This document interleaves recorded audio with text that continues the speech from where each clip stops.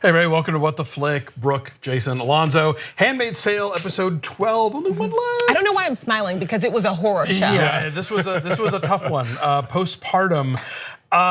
So between episodes, she got found, and so June, at first is not back in the Waterford's house, but then when it turns out that she is not producing enough milk remotely, they decide to move her back in, even though obviously Sarina is not thrilled about that turn of events. When the show opened up on the baby, right, with Sarina, I just remember my heart dropping. Like I still had this hope. In this week, I had been hoping. You're thinking nightmare sequence, maybe, right? Something was gonna happen, and I thought it was. I was hoping it was a dream, and then I was still hoping it was a dream, and then we go back to the Red Center where Offred is there, pumping by herself in the middle of this dormitory, basically, and Aunt Lydia is still delusional and mean and offering her bread for bran muffins. Bran muffins, right? You're right. Baked goods from attempted rapist. They're, like it just this is potential attempted rapist. Right.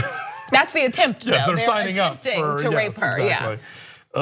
Yeah. This one got so dark that when there was like one joke, I just seized on it. Like, because when they can't find Eden, and June says, "Well, maybe she's at the mall," and there's a sale at Old Navy. I was like, "Oh, thank God, a joke!" Because holy crap, those are those little like nuggets of optimism in this show that are so far and few between. So whenever something that's like funny or she harkens back to who she was before, I'm just like, oh my God, there's someone in production saying let's have a little levity in this show for just a few minutes. Eden. I find it interesting, and I wasn't at all expecting that the beginning and end of Eden would happen so soon, because there were so many things that I realized now they were just a trick from the writers on us. We thought that she was going to out Nick and June's relationship. We thought that she was going to accuse him of being a gender traitor. We thought that she was going to tattle about the letters, anything, everything. Major trouble. We thought she was going to be super major trouble. And none of that went anywhere. And we wind up actually sympathizing with her by the end. Like, oh, did we? I did. I did a little bit. I did. I mean, here's the piece: because she's trying to do the right thing, and what has been indoctrinated into her from the moment she was breathing. So I mean, she's kind of, an innocent in all this. Oh, I don't see it that way. Brooke, really? I don't see it that way. I think she was a child, and what this world that she was born into was horrifying. Yeah. But I also think she was complicit in this behavior too, because lucky for her, she wasn't a handmaid, and she was supportive. The right thing to her was being okay with abuse for a lot of other people until she was unhappy. And then when she was unhappy, she wanted to live her happy life. But before that, she had just been watching. And I know that they're in a space where there's not much they can do, but it's still hard for me to have sympathy. I'm not saying she's a saint, but I have sympathy because I think when you're so indoctrinated in that stuff from the get-go, I mean, I know so many people who are ex-evangelicals, and they look back at what they thought the world was when they were 14, 15, because they'd heard nothing else ever. My husband. Yeah, my husband, exactly. Yeah, so it's like you never, you have to. It's like she was raised under this bubble, and so it's not like she knew the difference and still chose it. Like I think she just no other options were ever presented. But she knows right from wrong because she looks at the handmaid and says, "Whew, glad that's not me." She knows right from wrong. She was born into this. Yes, she was indoctrinated. Like I get what you're saying, but she's still, regardless of how she was raised and what she believes in, she knows that she don't want to be that person, that's not good, but she's going to support it because it's not her. There's a power statue. I think people felt you're right, Brooke. 100%. I don't want her to die. I want to make that clear, but I just don't. I'm hard to have sympathy she didn't wear a white all hat. These awful people. Right, exactly. She didn't wear a white hat. No. Complicit is a good word. I think what Alonso's hitting on, though, and I think what some of the people in the comments on social media were hitting on too, is that one, she's super young. And you saw the rejection, how hard she tried. I think anyone that has been in any kind of relationship with someone that you want to make work, and you're doing all you can and you get nothing back in return, I think that's where people were connecting to, like, wow, poor thing that she's married to this guy, against her will. She believes, as you said, has been indoctrinated in all these things, and it's still not working out for her. And she's only like what, 14, 15? So I think that's what you're picking up on as well. Basically, and I think that ultimately she's reaching out to the one person who returns her affection that she's not getting from her husband. Because if he had returned it, if the husband returned it, that would have been gross. I agree, and he knows the difference. And also, I think because the guy that she reaches out to, Isaac, because he's also relatively younger. He also has kind of been indoctrinated into all this stuff. Isaac is murderous. No question. Isaac is violent. I don't sympathize with Isaac at all. But again, I think that you have to remember, like, people who were like Hitler Youth, people who were raised in, like super strict culty churches, like they don't get exposed to anything else, and they're told that any other way of thought is evil or sinful or the devil or whatever. I don't mean to make this about. It's okay, it's a good conversation. But I do sympathize with her because I feel like she didn't have a chance to get old enough to know her own mind, to understand there were other ways of life, to understand that maybe all the things that she believed as absolute truths could be complete lies. But I think that she did, because she proved that. She did not want to go back to this life. She made that decision even when Nick was offering her the ability, he was offering her an out. This is what you need to do. I will do this. I can save your life. She did not want to be, she made the decision to die, essentially. She did not want to go back into this life. So I think you can't have it both ways. You can't have someone who is saying, I hate this. I don't want to be a part of this. I want to be in love. I don't love you. I want to be happy. And then also say, oh, I feel bad for her because she's not old enough to make her own decisions. But I think her decision to die, in a way, stems from the complete brainwashing of Gilead. She's like, I'm not going to lie. Like that's one of the 10 commandments that you don't lie. But it wasn't just that. She said, I don't want to have a baby with you. It was not just about not wanting to lie, because if she didn't want to lie, she wouldn't have cheated. She wouldn't have ran off with Isaac. It wasn't about her not wanting to break the rules. She had broken a bunch of rules. So she cheated on her husband. She broke a bunch of rules already. So it's not about her being so into the rules. We passed that point a long time, like 2 episodes ago. She made choices, and she wanted to make choices. She did not want to, it wasn't about lying. She did not want to, she was icked out by Nick at that point. She did not want to be with him. She did not want to fake this relationship. She did not want to go along with the rules. She would rather die. But you're right. That's fair. But I also feel, though, Brooke, that she was told that God is love, that you should be, that the person you're with, there should be a mutual understanding of love there. So with the indoctrination at a young age idealistically, she felt that love should be above all things. When Offred said, go find love, get it wherever you can. Right. It kind of is that. The juxtaposition, I see where you're coming from, Brooke, and a lot of people share your same sentiment. I think, you know how I felt when everyone was like, oh, I feel bad for Sarina this week. I was like, no. Never. Not falling into that again. You're right. Sarina can kick rocks. You're right. We learned and the babies, okay? Let's talk about Emily's new posting. Yes. What the hell is that? What is going on? Wow. So first of all, it is the law that Bradley Whitford has to be on every TV show. Is that the law? Yeah, I think so. Lucky us. So no, he's great. Yeah. And so clearly he's one of the architects of Gilead, and his wife is furious with him, and like that is just such a gothic house of horrors. Eccentric. Like that upper angle shot of the wife on the second floor landing, it was like the first Mrs. Rochester's in the attic. Like that's also creepy. And that weird conversation that he's having with Emily, where he clearly has all of the intel on her, and is like trying to engage her on this one level of like, let's talk about your past, let's talk about how you're this great intellectual and scientist, but at the same time, like, I have all the power here because you are my new handmaid. That was a trust thing. I feel he probably game peeps game. I feel like he saw something in her that he sees in himself, even though, of course, women are the lesser sex, correct? But in this program, sorry, I knew what you meant. We're just saving you from the comments. Right, my bad. But we know your heart.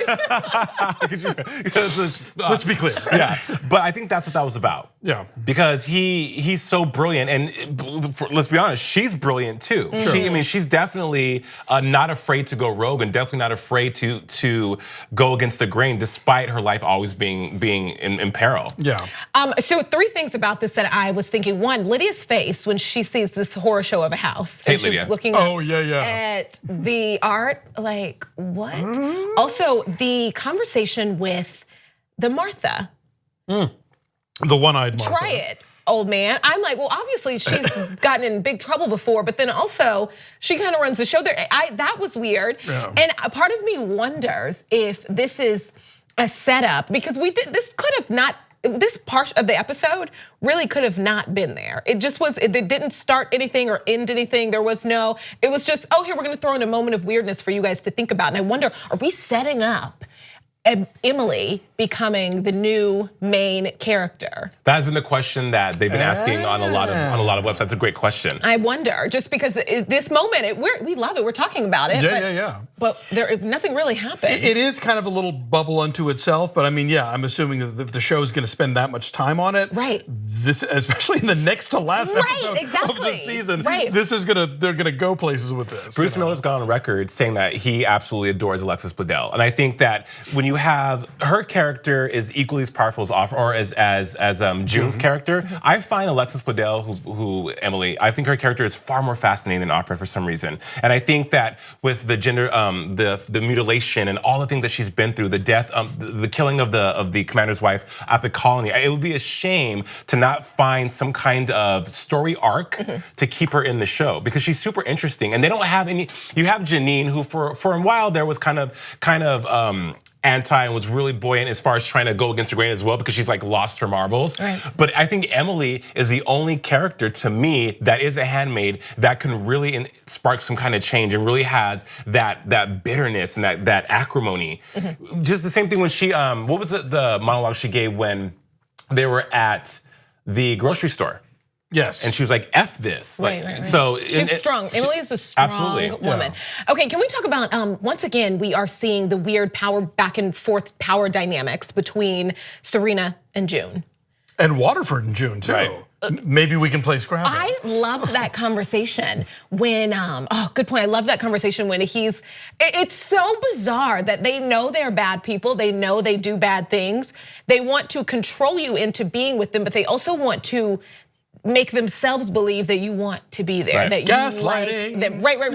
They all want to be liked, even though they act as if they don't care if they're liked or not. Do you know what I mean? That is so bizarre that he was almost ashamed that she keeps running away from him. Like, it's embarrassing within him. That is. Oh, right, when they talk about Eden, he's like, well, why would she run away? Like, yeah, and he's like, no, I'm asking. Why do you think she would run away? Right, it's so bizarre. Why aren't we all running away every day? Serena trying to breastfeed was that was such a hand that rocks the cradle moment. Totally. I thought Rebecca De Mornay for sure when I saw that. I mean, terrifying. And great reference. Also, the stress of the baby not being so fussy, but also it's her slowly realizing, like, look, you cannot do this. It doesn't work like this. You cannot, because I guess they don't feed the kids formula. I guess because it's not so right. It's not natural. I guess to them. There is one weird thing about the show. This is now twice where they have presented a baby that needs the presence of its biological mother, and it's like, there are a lot of babies that get given up for adoption. There are a lot of babies where the mother dies in childbirth. Like, there's a lot of different scenarios where the mother isn't there and the baby thrives anyway.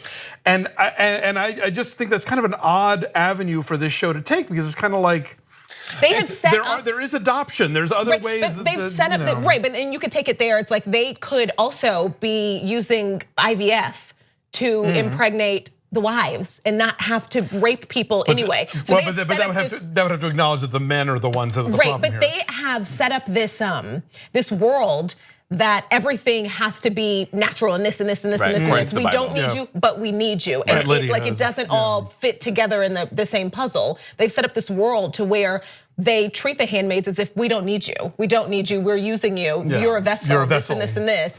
But then, because of this world that they're in, they are so much more. It's karma. That's what that is. Yeah, or it might tie into whatever the sort of ecological disaster that made the men sterile in the first place, and maybe that's also tying into why the babies need their birth mothers. I don't know.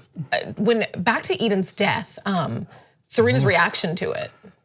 Don't you find it fascinating though? So there was an article that went out about, someone asked like, do you guys sit around the writers in the writers' room? Do you guys sit around the room and say, hey, how are we going to murder people this week? Because the deaths. What's the worst thing that could happen? Right, like, or the punishments that they enact on the Handmaid. Someone has to write that. Someone has to think about that. Yeah. So they do research in regards to how women. This sounds really morbid. Were killed throughout time. People they modify things that have actually happened. Oh, sure. The stoning in season 1. I mean, that's still a thing that happens. Also, it just reminds me because just the space that we're in right now where we talk about civility. And it takes us back to how people would show up for public hangings in their Sunday best. Oh, yeah. So they were civil. And buy postcards. Doing very uncivil things. And this is this kind of same space. Only certain people have to be civil. But do you know what I mean? They show up, dressed in their best. They brought an infant to the public to execution. a public execution, right? And they all sat around and watched it, and it was just, I mean, it's horrifying. Nobody wants to watch it. She is a child. Right. Nobody wants to watch a child die. I also don't want to watch her participate in the abuse of other women, but at the same time, it's horrifying. She's a person in general, just. Although, it's funny. I wonder, not funny, but like they do make a public execution of this woman who was a wife, who is at a more elevated station, whereas the attempted stoning of the Handmaid in season 1, and then the mass execution of handmaids in the first episode of this season in that stadium, those were not public events. Well, like those didn't matter. Like those lives didn't matter enough for people to come watch them be extinguished. They didn't kill all the handmaids at Fenway Park. They had brought them there, and they didn't kill all the handmaids at Fenway. No, not all of them, but there were some that was it all a setup? It was a setup. It was a setup. Okay, I can't remember now. What they did is that they brought them back in and burned their hands or punished them differently. Right, but they made it look like it was a mass execution, and at that mass execution there were no observers. Got it. So I think in general, handmaids executions is like whatever, it's a thing that happens. Whereas if somebody who's a bigger deal in society messes up and gets killed, then we all have to come look. It's also bizarre that they didn't send her to the colonies, but I guess because she was connected to such a powerful family, she gets killed. And said that was well, weird. And also I think because like they couldn't kill June, and she's run off twice now, and so this was sort of like, well, somebody's got to because otherwise, because he even says like it's gonna mess up their position of power if people in their house keep disobeying the rules, you know. So all right, a lot to cover this week, and we're gonna have a lot to cover next week when we get to our season finale. So please join us for that. Thank you for watching.